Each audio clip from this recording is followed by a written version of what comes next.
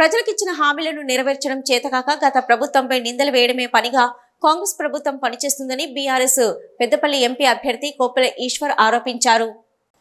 Parliament ఎన్నికల ప్రచారంలో భాగంగా సోమవారం రామగుండం మాజీ ఎమ్మెల్యే కోరుకంటి చంద్రతో కలిసి కొప్పుల ఈశ్వర్ మేడిపల్లి సెంటర్ నుంచి టీవీ గార్డెన్ వరకు వ్యాపారులను కలుస్తూ ప్రచారం చేపట్టారు. ఈ ప్రచారంలో ముందుగా 3వ డివిజన్ కార్పొరేటర్ కుమ్మరి శ్రీనివాస్ సతీమణి కుమ్మరి శారద, 5వ డివిజన్ కార్పొరేటర్ కల్వచిల్ర కృష్ణవేణి, విజయ తిలకం దిద్దగా కొప్పుల కోరుగంటి కార్పొరేటర్లు ప్రతి షాపుకు తిరుగుతూ వారితో ఆప్యాయంగా మాట్లాడుతూ నాయకులు కార్యకర్తలందరితో కలిసి ఛాయ్ తాగుతూ ప్రచారాన్ని కొనసాగించారు.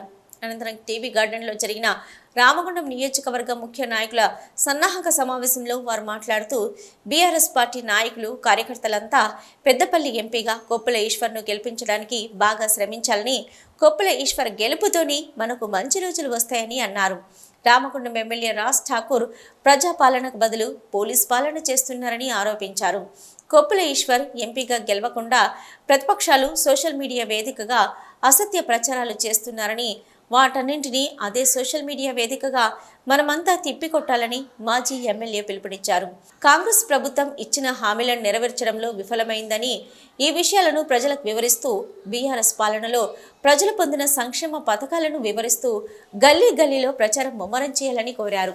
కార్మికుడిగా పనిచేసిన అనుభవం ఉన్న తనకు ఈ ప్రాంతంపై పట్టుందని, ఈ ప్రాంత సమస్యలు తెలిసిన వాడిగా ప్రజాక్షేత్రంలోకి ఎంపీ అభ్యర్థిగా వస్తున్న తనను ప్రజలు, రైతులు, కార్మికులు, వ్యాపారులందరూ ఆదరించి కారు గుర్తుకు ఓటు వేసి గెలిపించాలని కొప్పుల అభ్యర్థించారు.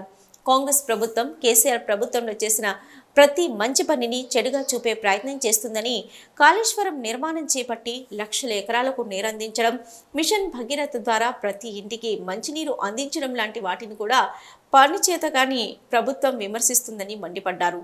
అందుకే దగాకోరు ప్రభుత్వానికి ప్రజలంతా పార్లమెంట్ ఎన్నికల్లో ఓటు ద్వారా బుద్ధి చెప్పాలని కోరారు.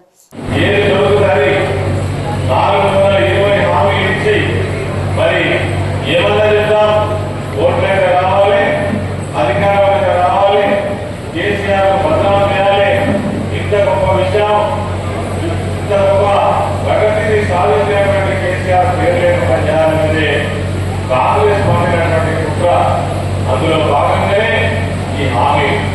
మరి ఈ హామీలు అమలు చేస్తారా అంటే 100 రోజులలో అమలు చేసుకోవాలి.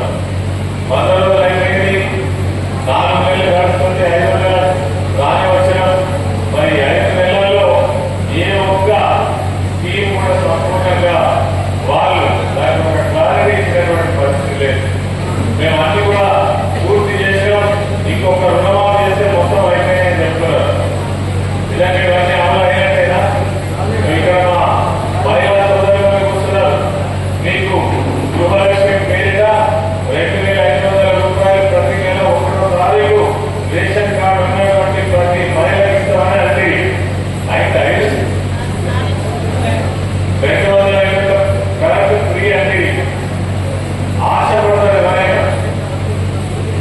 కేసీఆర్ గారు కళ్యాణ లక్ష్మి పేరిట పేదవాళ్ళ పెళ్లికి 1 లక్ష రూపాయల సహాయం అందిస్తే మేము దానికి తులం బంగారం కల్పిస్తామండి.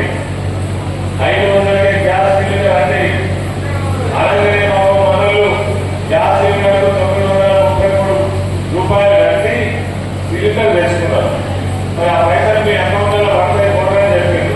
పడ్డాయి ఎక్కడంటే పల్లె రాలే. వస్తాయని నమ్మకం ఉన్నదా? నమ్మకం ఉందా? అదేవిధంగా ఈ 2,500 రూపాయలకి వస్తాయని నమ్మకం ఉందా? లేదు. ఎందుకంటే ఇప్పటికే 1,25 లక్షల అప్లికేషన్లు తీసుకున్నారు ప్రజాపాలన కింద. దానికి గవాయి సుబులు లేదు. అసలు అప్లికేషన్ ఎందుకు తీసుకున్నారో వాళ్ళకే తెలియదు. అంటే చెప్పే ఏ ఒక్క పని కూడా ఒక అర్థం కానీ పర్థం కానీ లేదు. అంటే ఒక మాటలో చెప్పాలంటే అన్ని వర్గాలకు మోసం చేసినట్టుగా మన ప్రపంచంగా కనబడుతుంది. ఇప్పుడు కూడా మీకు పట్టలేదు, పంట వెళ్ళిపోతే మీకు పట్టలేదు, నీళ్ళు రాకపోతే మీకు పట్టలేదు.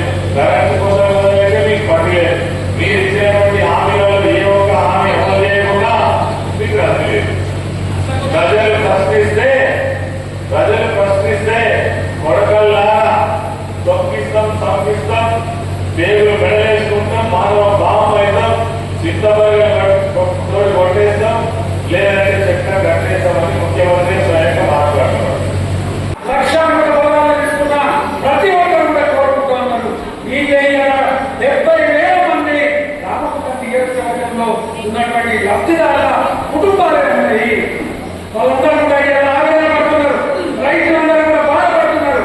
ఈ సందర్భంలో దయచేసి బీఆర్ఎస్ పార్టీలో మొదటి నుండి పనిచేస్తున్నటువంటి మన నాయకులకు, కార్యకర్తలకు నా విజ్ఞప్తి ఒకటే, మీరు చేయాల్సింది పెద్దగా కొత్తగా కార్యకర్తలు నాయకులను తయారు చేయాల్సిన పని లేదు. ఉన్నటువంటి నాయకులను, కార్యకర్తలను సమన్వయం చేసుకోండి. మీ గ్రామాలలో కానీ, మీ డివిజన్లలో కానీ ఎవరికైనా ఆధార పెన్షన్ వస్తే ఆ పెన్షన్ ఇచ్చి తల్లికి పోండి. తల్లి నీకు కేసీఆర్ గారు 200 రూపాయలు కాంగ్రెస్ వాళ్ళు ఇస్తే 2,000 రూపాయలు చేసిన కేసీఆర్ గారికి ఈసారి ఒకసారి కారణం ఓటేయమని చెప్పండి అంతే. ఈ సమావేశంలో కార్పొరేటర్లు రమణారెడ్డి, కుమ్మరి శ్రీనివాస్, కల్వచల్ర కృష్ణవేణి, గాదం విజయానంద్, కవిత సరోజిని, పాది అంజలి, నాయకులు పిటి స్వామి, మురళీధర్రావు, జాహిద్ పాషా, మారుతి, సిహెచ్ మొగలి, చిలకలపల్లి శ్రీనివాస్, అధిక సంఖ్యలో ముఖ్య నాయకులు పాల్గొన్నారు.